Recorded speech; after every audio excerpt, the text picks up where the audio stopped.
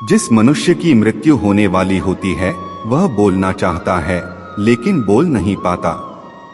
अंत समय में उसकी सभी इंद्रियां, बोलने, सुनने आदि की शक्ति नष्ट हो जाती हैं और वह जड़ अवस्था में हो जाता है, यानी हिलडुल भी नहीं पाता। इसके बाद उसके मुंह से झाग निकलने लगता है और लार टपकने लगती है। उस समय दो यमदूत आते हैं।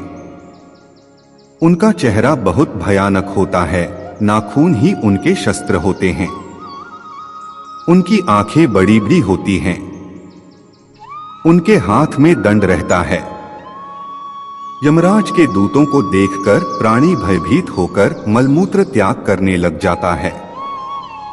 उस समय शरीर से अंगुष्ठ मात्र, अंगूठे के बराबर जीव हा हा शब्द करता हुआ निकलता है, जिसे यमदूत पकड़ लेते हैं। दो यमराज के दूत उस शरीर को पकड़कर उसी समय यमलोक ले जाते हैं, जैसे राजा के सैनिक अपराध करने वाले को पकड़कर ले जाते हैं। उस पापी जीवात्मा को रास्ते में थकने पर भी यमराज के दूत डराते हैं और उसे नरक में मिलने वाले दुखों के बारे में बार बार बताते हैं। यमदूतों की ऐसी भयानक बातें सुनकर पापात्मा जोर जोर से रोने लगती है, किंतु यमदूत उस पर बिल्कुल भी दया नहीं करते। इसके बाद वह अंगूठे के बराबर शरीर यमदूतों से डरता और कांपता हुआ, कुत्तों के काटने से दुखी हो अपने पापों को याद करते हुए चलता है। आग की तरह गर्म हवा तथा गर्म बालू पर वह जीव चल नहीं पाता है और वह भूख प्यास से तड़पता है।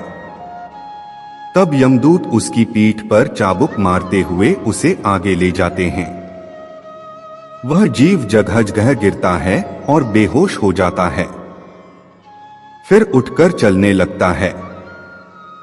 इस प्रकार यमदूत जीवात्मा को अंधकार वाले रास्ते से यमलोक ले जाते हैं। 4 गरुड़ पुराण के अनुसार यमलोक 99,000 योजन वैदिक काल की लंबाई मापने की इकाई है। 1 योजन बराबर होता है 4 कोस यानी 13 से 16 किमी है। वहां यमदूत पापी जीव को थोड़ी ही देर में ले जाते हैं। इसके बाद यमदूत उसे सजा देते हैं। इसके बाद वह जीवात्मा यमराज की आज्ञा से यमदूतों के साथ फिर से अपने घर आती है। घर आकर वह जीवात्मा अपने शरीर में पुनः प्रवेश करने की इच्छा करती है, परंतु यमदूत के बंधन से वह मुक्त नहीं हो पाती और भूख प्यास के कारण रोती है। पुत्र आदि जो पिंड और अंत समय में दान करते हैं, उससे भी प्राणी को तृप्ति नहीं होती, क्योंकि पापी लोग को दान श्रद्धांजलि द्वारा तृप्ति नहीं मिलती। इस प्रकार भूख प्यास से युक्त होकर वह जीव यमलोक जाता है। 6 इसके बाद पापात्मा के पुत्र आदि परिजन यदि पिंडदान नहीं देते हैं तो वह प्रेत रूप हो जाती है और लंबे समय तक सुनसान जंगल में रहती है। गरुड़ पुराण के अनुसार मनुष्य की मृत्यु के बाद 10 दिन तक पिंडदान अवश्य करना चाहिए। उस पिंडदान के प्रतिदिन 4 भाग हो जाते हैं।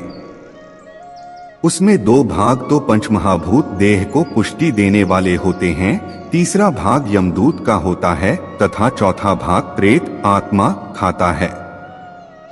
9वें दिन पिंडदान करने से प्रेत आत्मा का शरीर बनता है।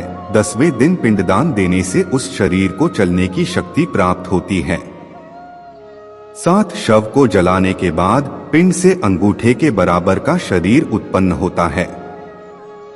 वही यमलोक के मार्ग में शुभ फल को भोगता है। पहले दिन पिंडदान से मूर्धा सिर, दूसरे दिन से गर्दन और कंधे, तीसरे दिन से हृदय, चौथे दिन के पिंड से पीठ, 5वें दिन से नाभि, 6ठे और 7वें दिन से कमर और नीचे का भाग, 8वें दिन से पैर, 9वें और 10वें दिन से भूख प्यास आदि उत्पन्न होती है। ऐसे पिंड शरीर को धारण कर भूख प्यास से व्याकुल प्रेत 11वें और 12वें दिन का भोजन करता है।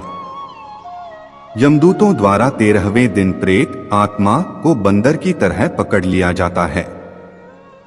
इसके बाद वह प्रेत भूख प्यास से तड़पता हुआ यमलोक अकेला ही जाता है। यमलोक तक पहुंचने का रास्ता वैतरणी नदी को छोड़कर 86,000 योजन है। 47 दिन लगातार चलकर आत्मा यमलोक पहुंचती है।